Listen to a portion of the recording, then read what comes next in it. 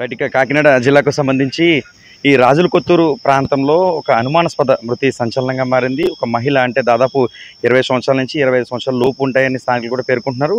అయితే ఏదైతే దేహం పైన దుస్తులు కూడా లేని పరిస్థితి ఇక్కడ నెలకొంది. ఏం జరిగింది స్థానిక పోలీసులు మనకు అందుబాటులో రూరల్ సీఎం మనకు సార్ చెప్పండి, ఏంటి ఈ విషయం, ఏం జరిగింది?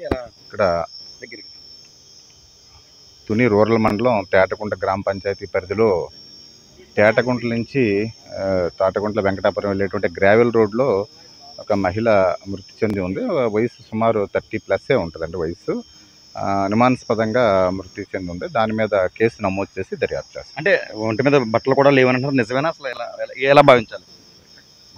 అయితే ఇదంతా కూడా ఇన్వెస్టిగేషన్ చేస్తుందని పోలీసులు చెబుతున్నారు. స్థానికుల సమాచారం మేరకు ఏదైతే పొద్దున్న 6 గంటల ప్రాంతంలో ఇటుగా వస్తున్న వారు ఆ మృతదేహాన్ని చూడడం, ఈ విషయాన్ని పోలీసులకు సమాచారం అందించారు. మనం ఒకసారి చూసే ప్రయత్నం చేద్దాము. ప్రత్యేక వాహనంపై ఆ మృతదేహాన్ని స్థానిక ప్రభుత్వ ఏరియా ఆసుపత్రికి పోస్టుమార్టం నిమిత్తం తరలిస్తున్న పరిస్థితి. తుని రూరల్ సీఐతో పాటు పోలీసులంతా కూడా ఈ ప్రాంతానికి చేరుకుని దర్యాప్తు ప్రారంభించారు. ముఖ్యంగా అంటే పోలీసులు చెబుతుంది ఏంటంటే దాదాపు 30 సంవత్సరాల వరకు కూడా ఆ వయసు ఆ మహిళకు ఉంటుందని చెబుతున్న పరిస్థితి నెలకొంది. అయితే ఎవరు ఈ మహిళ అంటే ఎక్కడి నుంచైనా తీసుకొచ్చి ఇక్కడ పడేశారంటే చేతులు కూడా కాళ్ళు కూడా కట్టేసి ఉన్నట్లుగా కూడా స్థానికులు పేర్కొంటున్న పరిస్థితి నెలకొంది. అంటే ఈ ప్రాంతంలో ఏదైనా చేసి అమ్మాయిని ఆవిడని ఏమైనా హతమార్చారా, లేక ఇతర ప్రాంతం నుంచి తీసుకొచ్చి ఇక్కడ పడివేస్తారా, ఏది ఏమైనా సరే విషయంపై పోలీసులు అయితే ముమ్మరంగా దర్యాప్తు చేస్తున్నారు.